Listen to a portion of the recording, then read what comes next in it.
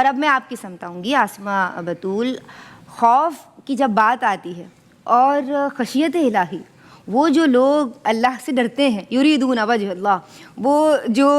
اس کی رضا چاہنے کے لیے کوشاں رہتے ہیں، وہ جو خوف رکھتے ہیں اور پھر ہر فعل فی اللہ اور للہ ہو جاتا ہے، اس خوف پہ کلام کیجئے، خوف خدا پہ، اور ذوق عبادت پہ، زہد و ورع پہ کلام کیجئے کہ کس طرح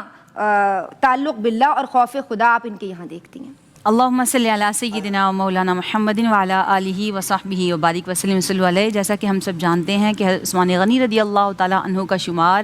اصحاب میں، جلیل القدر اصحاب میں ہوتا ہے، اور بالخصوص اگر ہم ان کے خوف خدا کی بات کریں تو ان کے حوالے سے تو نبی کریم صلی اللہ علیہ وآلہ وسلم نے خود اللہ رب العزت کی بارگاہ میں سفارش یہ فرمائی کہ اے اللہ، عثمان کا حساب نہ لینا، کہ وہ بڑے حیادار ہیں، کہ وہ بڑے شرمیلے ہیں، تیری بارگاہ میں حساب نہ دے پائیں گے۔ تو اللہ رب العزت نے نبی کریم صلی اللہ علیہ وسلم کی اس دعا کو قبول فرمایا، اور آپ کے اندر آپ کے اندر خوف خدا اور خشیت الہی کی وجہ سے اس طرح سے آپ کے اندر عجز و انکساری تھی کہ ایک مرتبہ آپ جنگل سے لکڑیوں کا ایک بہت بڑا گٹھا اپنے اوپر سوار کر کے تشریف لے کر آ رہے تھے کہ آپ کے غلام نے آپ کو دیکھا، تو جیسے ہی آپ کے غلام نے آپ کو دیکھا تو فوراً اس نے بڑھ کر لینا چاہا، لیکن حضرت عثمان غنی رضی اللہ تعالیٰ عنہ نے فرمایا کہ میں اپنے نفس کا محاسبہ کر رہا ہوں کہ کہیں ایسا تو نہیں ہے کہ امیر المومنین بننے کی وجہ سے میرے اندر غرور اور تکبر پیدا ہو گیا ہے۔ یعنی اگر ہم آج کل کے اپنی زندگی میں دیکھیں تو ہم کچھ نوافل ادا کر لیتے ہیں، یا ہم حج یا عمرہ یا ایسی کوئی مقبول عبادت کی طرف جاتے ہیں، اس کو سر انجام دیتے ہیں،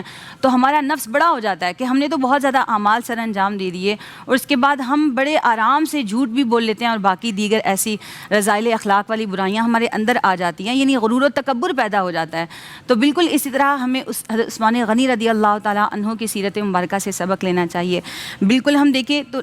نماز میں بالخصوص ان کا خشوع و خضوع کیسا ہوتا تھا۔ اللہ رب العزت کی بارگاہ میں جب وہ کھڑے ہوتے تھے تو ان کا رنگ مبارک متغیر ہو جاتا تھا، اور وہ بڑے خوفزدہ ہوتے تھے اس بات سے کہ میں اللہ کی بارگاہ میں کھڑا ہوں تو میری کیفیت کیسی ہونی چاہیے، جب ایک بندہ اپنے مالک کی بارگاہ میں کھڑا ہوتا ہے تو اس کی کیفیت کیسی ہونی چاہیے۔ بالکل اسی طرح وہ جب نماز پڑھتے تھے تو نماز کے دوران وطر یعنی رات پوری قیام کرتے، اور پوری نماز یعنی جو وطر کی نماز ہے اس کے اندر وہ قرآن پاک کو ختم کرتے تھے، یعنی ہر وقت شب و روز وہ اللہ کے خوف میں رہتے، اور خشیت الہی ان کے اندر اتنی تھی، یعنی اللہ رب العزت کی بارگاہ میں جواب دہی کا خوف اتنا زیادہ تھا کہ وہ کوئی ایسا عمل سر انجام نہ دیتے تھے، اور اگر خدا نخواستہ کوئی ایسا عمل سر انجام ہو جایا کرتا تو وہ اپنا محاسبہ کرتے تاکہ بروز قیامت اللہ رب العزت کی بارگاہ میں اس محاسبے سے، اس حساب سے بچ جائیں۔ اللہ اکبر، اللہ